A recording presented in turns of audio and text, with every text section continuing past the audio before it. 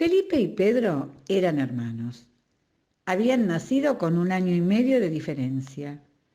Cuando nació Pedro, Felipe nunca demostró celos. Aunque todavía no había dejado los pañales, sonreía feliz cada vez que su madre tomaba en brazos a su hermanito.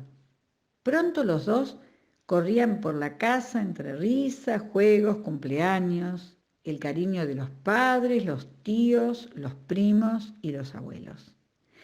Eran tan unidos que solo aceptaban pasar un fin de semana en casa de amigos o parientes si iban juntos. Y así pasaron los años.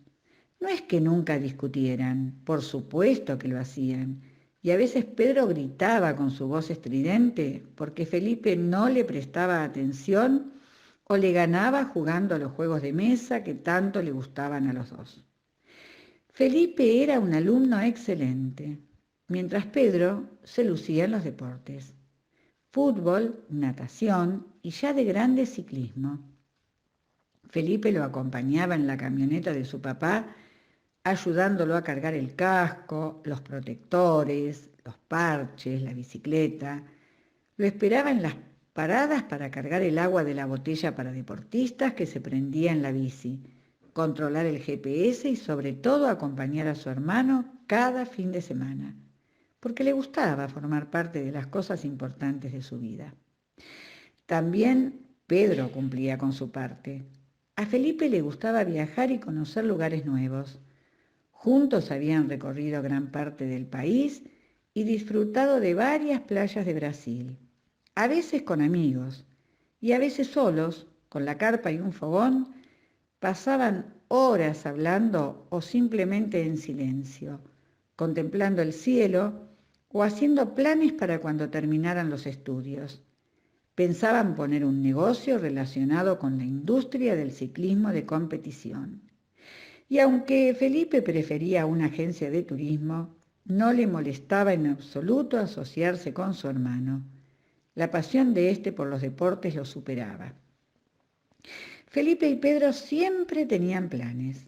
Parecía que el tiempo nunca les alcanzaría para cumplir tantos sueños y tantos proyectos. Tenían la vida planeada. Sentían que podían controlar el futuro, condición que nacía de su juventud, su inexperiencia y una existencia que nunca les había puesto obstáculos en el camino para aprender a afrontar.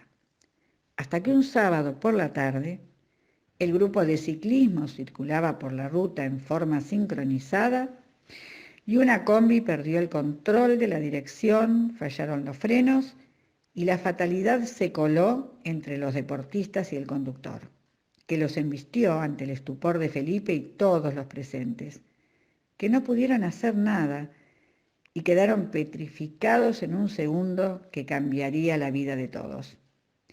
Pedro llegó al hospital muy grave y abandonó el cuerpo al día siguiente, a pesar de los esfuerzos de los médicos y las oraciones y ruegos de su familia. Ese día también se apagó la vida de Felipe. Todos los sueños, todos los proyectos, quedando un vacío helado.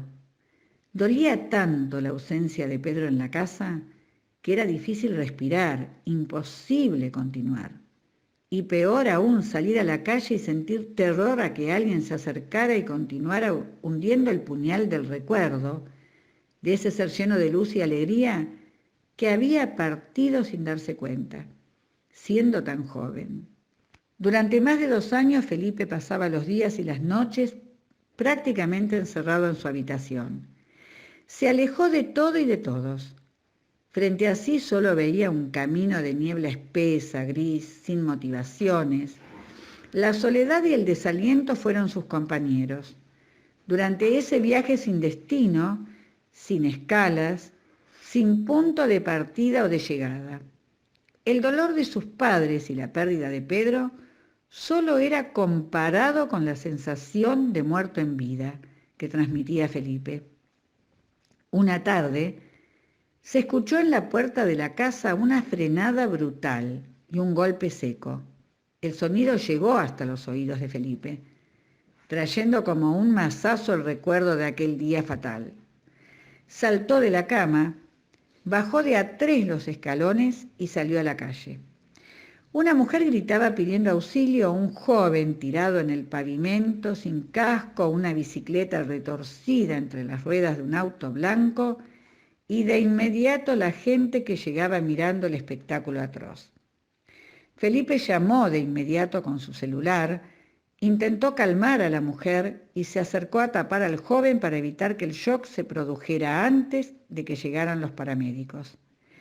Respiraba apenas, pero estaba vivo. Lo demás fue solo espera, que transcurría en un espacio y un tiempo que hacía rato Felipe no frecuentaba, el mundo real. Acompañó a la ambulancia, esperó a la familia del adolescente que había entrado al quirófano con pronóstico reservado, los alentó, los acompañó y por primera vez se fue al baño del hospital y lloró. Lloró mucho, fuerte. Golpeó varias veces las paredes con las palmas abiertas y luego se lavó la cara, sirvió unos vasitos con café de la máquina y se lo llevó a los padres del joven que luchaba por su vida. Durante los días siguientes visitó el hospital, habló con Fernando, el accidentado, que luego del accidente se reponía con lentitud. Tal vez quedarían secuelas en una rodilla, algunas cicatrices en la cara, pero viviría. Conoció a los voluntarios del hospital. Algunos habían perdido seres queridos, habían padecido duelos largos y dolorosos. Y al ponerse en pie, con los poderes de la decisión, del desapego, de la misericordia y de la humildad, esta última que les permitía aceptar que nada es controlable para cualquiera de nosotros, habían retomado sus vidas desde otra perspectiva. Habían desandado el camino oscuro y lúgubre del dolor para transitar por el otro camino. Ellos estaban vivos aún y tenían mucho trabajo por hacer. Volvió a salir de su casa, a sentir en su rostro el calor del sol, a comer con ganas y a proyectar el dolor como fuente de aprendizaje a favor de otros, que como él estaban destinados a afrontar pruebas difíciles.